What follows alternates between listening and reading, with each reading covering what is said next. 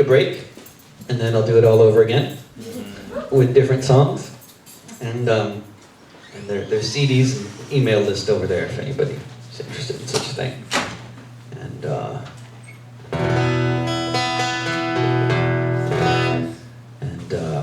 So I'm a big fan of history, and because it's so instructive and so interesting and useful, and there's so many good stories.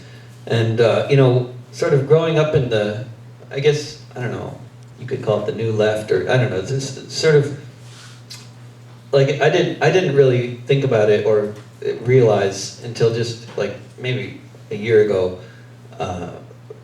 reading about it, that the Homestead Act of 1862, which we all learned about in school probably, was for the non-indigenous and non-enslaved portion of the population, was actually a really progressive thing, which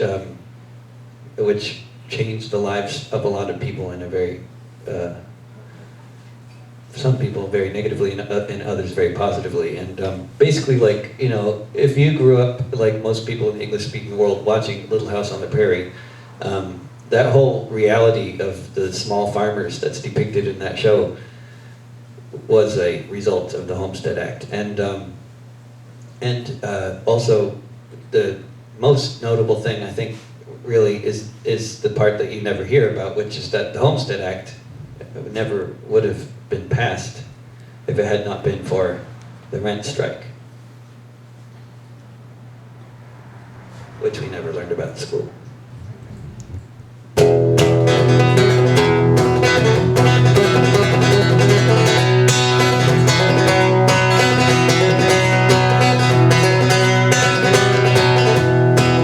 The patroons came from Holland to America, became landlords where none had been before. Soon one man owned 500,000 acres on both sides of the Hudson River shore.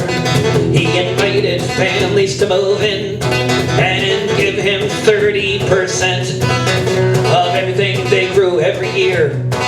This is how they pay the rent. His name was Rensselaer. He became one of the richest men on earth. In today's terms, $90 billion is how much he'd be worth. All this for doing nothing but saying all of this was his. I have the power of the state behind me, and I'm in the landlord biz. After 200 years of this and one revolution won, another Rensselaer had another son.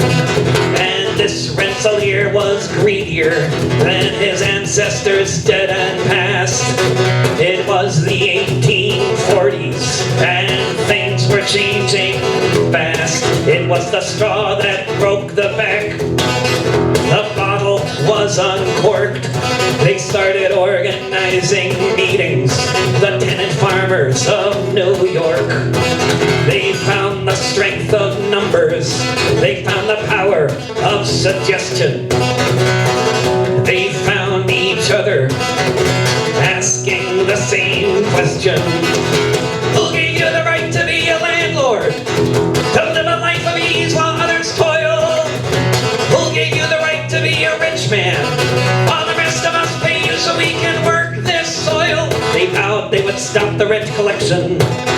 They vowed they'd bring this madness to an end. And when one blew the tin horn of distress, he soon found he had 1,000 friends.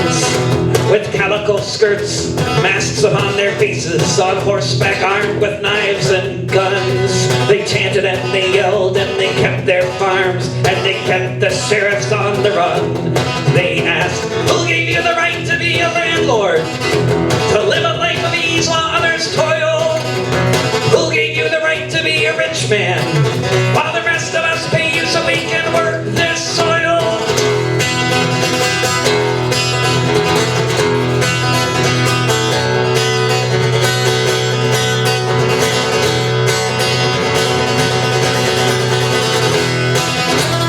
Governors, militias tried to stop them. but nothing could be done to break their will. And by 1848 the landlords buckled, sold their holdings to the farmers in the hills. Yes, they overthrew this feudal system, but it's replaced now by speculators and banks.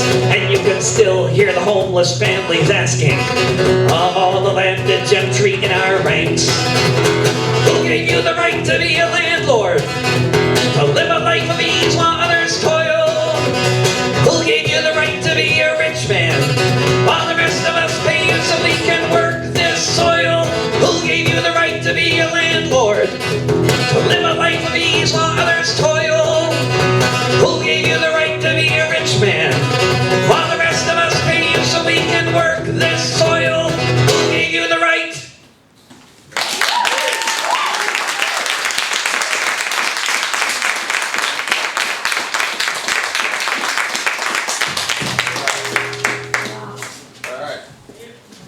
Church break. Good to see you again. Good to see you. Welcome.